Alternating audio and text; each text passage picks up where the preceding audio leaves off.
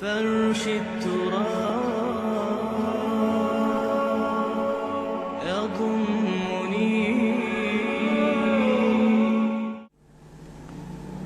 عالم اسلام میں سے عالم عرب ان کے شکنجے میں جا چکا. کیوں بنا کر کھڑے ہوئے ہیں اسرائیل کو ماننے کے لیے اور سر تسلیم خم کرنے کے لیے؟ بہرحال نوٹ کر لیجئے، عالم عرب جا چکا. کوئی دن کی بات ہے، میں سنسنی پیدا نہیں کرنا چاہتا، لیکن حالات اور واقعات سے نگاہیں بند کرنا بھی کوئی دانش مندی کی بات نہیں ہے. یہ ایودھیا کی مسجد شہید کی گئی، ابھی یہ ایک بہت بڑا مزار جو ہے شہید کیا گیا، اور اس کے ساتھ کئی مسجدیں شہید کی گئی. یہ سب کیا ہے؟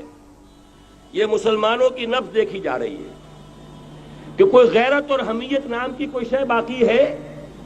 جیسے علامہ اقبال نے وہ نظم لکھی تھی، عبد القادر روہیلا بڑا ظالم جفاجو کینہ پرور تھا، لیکن یہ کہ اس نے جو ایک ٹیسٹ لیا تھا کہ وہ جو عورتیں ہیں تیموری خاندان کی، ان میں کوئی رمق رہ گئی ہے؟ معلوم ہوا کہ نہیں، کہ غیرت نام تھا جس کا گئی تیمور کے گھر سے، ختم، غیرت نکل گئی. اسی طرح ایودھیا کی مسجد، اب چرار شریف، اور یہ کوئی دن کی بات ہے کہ اب مسجد اقصی کا نمبر آیا کہ آیا. اس کے لیے پوری تیاریاں ہو چکی ہیں. یروشلم کا مشرقی حصہ خالی کرایا جا چکا ہے، اس کے اندر اب پورا تسلط یہودی کر رہے ہیں. یہاں تک کہ اب کے یاسر عرفات صاحب نے بھی کچھ نہ کچھ جو ہے احتجاج کی بات کی ہے، حالانکہ اب تک ہر بات مان کر منقار زیرے پر تھا. لیکن یہ کہ ایک وقت آتا ہے آخر کار اسے بھی کچھ بولنا پڑ گیا ہے. لیکن یہودی اب پیچھے قدم ہٹانے والا نہیں ہے. ان کا تھرڈ ٹیمپل، تیسری مرتبہ ہیکل سلیمانی تعمیر ہونا ہے. نوٹ کر لیجئے، ان کے لیے وہ وہی کچھ ہے جو ہمارے لیے کعبہ ہے. ان کے لیے ہیکل سلیمانی بالکل وہی حیثیت رکھتا ہے جو ہمارے لیے کعبہ. وہ ہیکل سلیمانی ایک مرتبہ پہلے نبوکدنضر کے ہاتھوں مسمار ہوا، پھر سن 70 عیسوی میں ٹائٹس کے ہاتھوں مسمار ہوا. سن 70 کے بعد آج 1995 میں کتنے برس ہو گئے؟ پورے 1925 برس ہو گئے کہ ان کا کعبہ زمین بوس پڑا ہوا ہے. اب تک تو ان کا بس نہیں تھا، اب تو بس ہے کہ نہیں؟ اب ان کی حکومت ہے کہ نہیں؟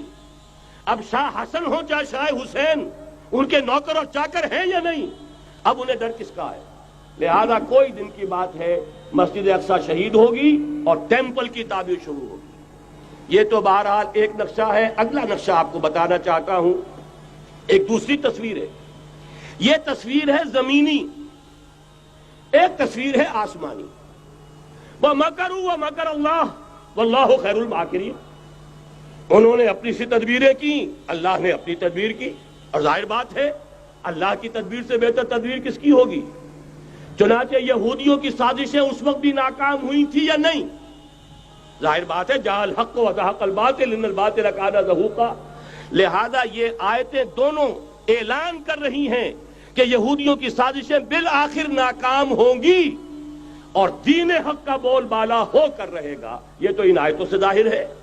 یریدون لیطفئوا نور اللہ بافواہہم واللہ متم نورہ ولو کرہ الکافرون. یریدون ان یطفئوا نور اللہ بافواہہم ویابى اللہ الا یتم نورہ ولو کرہ الکافرون. هو الذی ارسل رسولہ بالہدی ودین الحق لیظہرہ علی الدین کلہ ولو کرہ المشرکون. اللہ نے تو بھیجا ہی ہے اپنے رسول کو اس فیصلے کے ساتھ اور یہ ذمہ داری اور مشن دے کر کہ جو دین حق آپ کو دے کر بھیجا جا رہا ہے اسے غالب کیجئے، نافذ کیجئے، قائم کیجئے. اس مشن کے ساتھ بھیجا جا رہا ہے. قرآن کہتا ہے ببانگ دہل وما ارسلناک الا کافۃ للناس بشیرا ونذیرا. اے محمد صلی اللہ علیہ وسلم، ہم نے نہیں بھیجا ہے آپ کو مگر پوری نوع انسانی کے لیے بشیر اور نذیر بنا کر.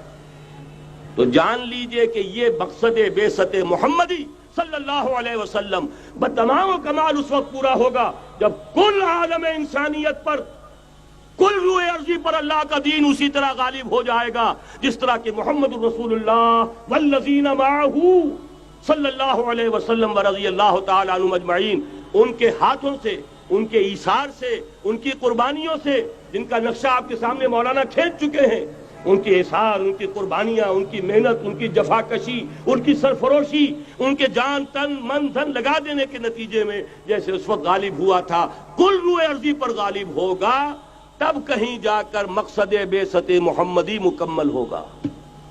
یہی وجہ ہے اقبال نے کہا تھا وقت فرصت ہے کہاں، کام ابھی باقی ہے، نور توحید کا اتمام ابھی باقی ہے۔